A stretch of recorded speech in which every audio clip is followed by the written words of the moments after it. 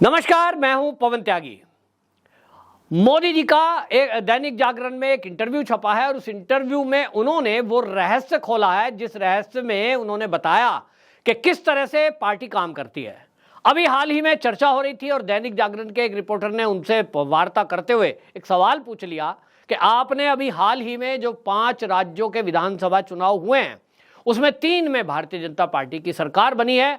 उन तीनों राज्य में छत्तीसगढ़, मध्य प्रदेश और राजस्थान में आपने जो मुख्यमंत्री बनाए हैं वो ऐसे चेहरे हैं जो कभी चर्चा में थे नहीं। ऐसे नए लोगों को आपने प्रदेश सौंप दिया। आखिरकार इस तरह आपने जो किया उसमें पुराने नेताओं को साइड कर दिया, इसका क्या कारण है?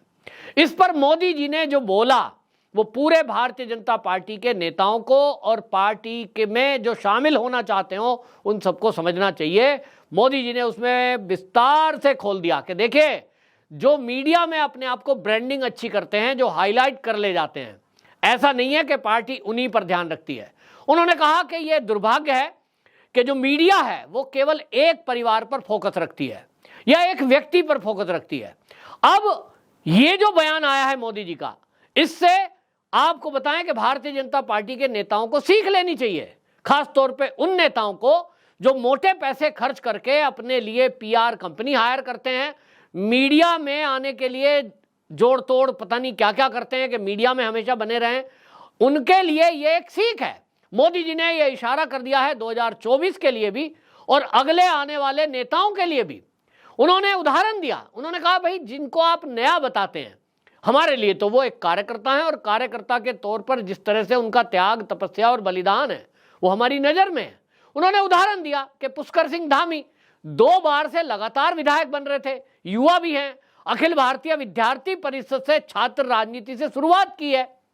तो ऐसा कैसे कह सकते हो कि वो नए हैं? मीडिया में ब्रांडिंग नहीं है इसलिए मीडिया के लिए नए हैं, लेकिन संगठन के लिए वो बहुत पुराने कार्यकर्ता हैं। एक जवानी में कदम रखा कार्यकर्ता पढ़ाई के दौरान अगर वो राष्ट्रीय विचारधारा से जुड़ता है, राष्ट्रवादी विचारधाराओं से जुड़ करके देश सेवा का काम करना शुरू करता है, वहां से उसका एक्सपीरियंस शुरू होता है। आप अगर देखेंगे कि एक विधायक है साहब, जैसे भजनलाल शर्मा को कह रहे हैं जी, पहली बार विधायक बनाया, पहली बार ही देखिए जी मुख्यमंत्री बना दिया, पुरानों को पीछे छोड़ दिया। भजनलाल शर्मा जो कि राजस्थान के मुख्यमंत्री हैं, उनके बारे में बोलते हुए मोदी जी ने बताया कि जिसके बारे में आप ये कह रहे हैं कि वो पहली बार विधायक बने और पहली बार में ही उनको सीएम बना दिया गया, उन्होंने कहा कि वो 4 बार पार्टी के महामंत्री रहे हैं। प्रदेश का महामंत्री बनकर उन्होंने लगभग 8 साल तो कम से कम उन्होंने काम किया है पार्टी का। और उनके बारे में एक बातें कही जाती हैं कि वो सरलता से सबके पास मिलते हैं, सबके घर चले जाते हैं, दुख हो या सुख, यानी किसी के यहाँ शादी विवाह हो या कहीं कोई किसी के यहाँ दुर्घटना हो गई हो, अनहोनी हो गई हो, जरूर अगर वहां कोई मिलेगा तो वो भजनलाल शर्मा होंगे। अब ऐसा कार्यकर्ता जो संगठन का महामंत्री रहा हो और वो भी 4 बार और 1 बार भी पार्टी का टिकट नहीं लिया, जिनके हाथ में है वो तो उस कार्यकारिणी में होते हैं बैठ करके जो नाम रिकमेंड किया जाता है, उन्होंने कभी इच्छा प्रकट नहीं करी, तो क्या ऐसे व्यक्ति का पार्टी ध्यान नहीं रखेगी? इसी को मोदी जी ने फोकस, और मोदी जी ने कहा कि पार्टी कार्यकर्ताओं पर नजर रहती है। इसी तरह उन्होंने मध्य प्रदेश की बात की कि मध्य प्रदेश में जो मुख्यमंत्री बनाए हैं मोहन यादव, वो छात्र राजनीति से, इस संगठन से और विचारधारा से जुड़े हैं।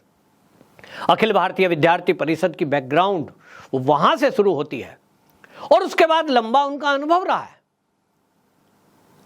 अगर वो मीडिया में ज्यादा हाईलाइट नहीं है तो ये मीडिया की प्रॉब्लम है। राजस्थान में भी जिस तरह से किया है, और उन्होंने कहा कि देखिए हम जो ये सब हमने चुनाव किए हैं, उन्होंने एक बहुत महत्वपूर्ण बात कही है जो सबको समझ में आना चाहिए और भारतीय जनता पार्टी के उन नेताओं को ध्यान से इस बयान को मोदी जी के पढ़ना चाहिए जो उन्होंने दैनिक जागरण के इंटरव्यू में बोली है। उन्होंने कहा कि यह दुर्भाग्य ही कहा जाएगा कि मीडिया का सिर्फ कुछ परिवारों पर ही फोकस रहता है, इसी वजह से नए लोगों की प्रतिभा या उनकी भूमिका के बारे में किसी को पता नहीं चलता। इसी वजह से कहा जाता है कि नए चेहरों को मौका दे दिया, ये तो नए हैं। सच्चाई तो ये है कि वो नए नहीं हैं, बल्कि उनकी अपनी एक लंबी तपस्या रही है, अनुभव है उनका, ये नहीं भूलना चाहिए कि बीजेपी तो एक काडर आधारित पार्टी है, जहां पर कोई भी कार्यकर्ता मेहनत करके कितना भी आगे जा सकता है, लेकिन फिर भी उसके अंदर का कार्यकर्ता हमेशा जीवित रहता है। ये जो मोदी जी का बयान है, ये उन नेताओं के लिए भी एक उदाहरण है और ये एक चेतावनी भी है कि जो ये सोच रहे हैं कि पार्टी को कुछ नहीं पता। बहुत सारे नेता सोचते हैं कि हम किसी मीडिया हाउस से बात कर लेंगे, किसी चैनल वाले को कुछ लालच दे देंगे कि तुम हमारी खबर चलाओ। मैं पहले दिन से कह रहा हूं, मैं नाम किसी का नहीं ले रहा हूं, लेकिन कई नेताओं का नाम इसलिए मंत्रिमंडल में कट गया या उप मुख्यमंत्री के लिए कट गया क्योंकि उनका नाम मीडिया में ज्यादा चल रहा था। जो समझदार और जो बीजेपी को समझते हैं ऐसे नेता, उन्होंने तो बाकायदा मीडिया वालों को यह कहा, या तो इंटरव्यू ही नहीं दिए, नहीं तो ये कहा भाई हमारा नाम मत चलाना, क्योंकि वो जानते हैं कि पार्टी किस तरह का काम करती है। और खासतौर पे मोदी अमित शाह की जो टीम है, ये इनका तो मीडिया और सोशल मीडिया पे पैनी नजर है, एक एक हरकत पे नजर है। तो कोई ये सोच रहा है कि इनको ये पता ही नहीं चलेगा कि तुम कर क्या रहे हो, किस मीडिया चैनल से बात कर रहे हो, कहां तुम सोशल मीडिया पे अपने को एक्टिव कर रहे हो या करा रहे हो, सब पता लगता है, पूरी कुंडली खंगाल ली जाती है। और मोदी जी ने अब ये खुद खुलासा कर दिया है, और इसलिए उन्होंने ये भी खुलासा कर दिया कि जो पार्टी के लिए चुपचाप काम करेगा, राष्ट्र हित के मुद्दों को ध्यान में रखेगा, निजी स्वार्थ को आगे नहीं लाएगा, उसका भी ध्यान है। और यहां आपको मैं पुरानी बात याद दिला दूं, हालांकि इसको किसी गड़बड़ी से मत आंकना, लेकिन पिछले दिनों आपने देखा कि मोदी कैबिनेट के जो केंद्रीय मंत्री थे उनको साइड कर दिया गया। बड़े चेहरे आप देख लीजिए, रविशंकर प्रसाद जो थे, कितना बड़ा उनके पास ओहदा था, लेकिन उनको साइड कर दिया गया। कारण क्या था? कारण कोई ये नहीं है कि मतलब अगर आप काम ठीक नहीं करोगे, जो आज की रफ्तार है सरकार की काम करने की, उसके साथ नहीं चल सकते तो भी साइड कर दिए जाओगे। और अगर सरकार की चाल से, नीतियों से ज्यादा तेज चलने की कोशिश करोगे, माने आप अपने को ज्यादा चतुर समझोगे कि तुम मोदी से बड़े बनने की कोशिश करोगे। कुछ नेताओं ने ऐसी कोशिश की कि अपने आप को 2024 का प्रधानमंत्री प्रोजेक्ट करा लें। साहब, हम चैनल वालों का क्या है, किसी कंपनी से कहलवा दो, एड वैड देने वाली कंपनी बोल देगी कि साहब फला साहब का इंटरव्यू करो, मंत्री जी का इंटरव्यू हो जाएगा। लेकिन आप अगर ये सोच रहे हैं कि सरकार में बैठे लोगों को नहीं पता लगेगा, भाई अमित शाह के पास जेम्स बॉन्ड 007 है, जिसकी चर्चा पूरी दुनिया में है।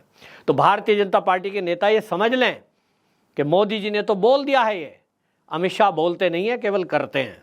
और इसीलिए जो पार्टी के लीडर अभी भी इस चक्कर में लगे हैं कि 2024 के चुनाव में कहीं प्रचार कराकर उनको कोई टिकट पक्का हो जाएगा, या वो पार्टी में मोदी और अमित शाह की और जेपी नड्डा की नज़र में आ जाएंगे, तो वो भूल में है।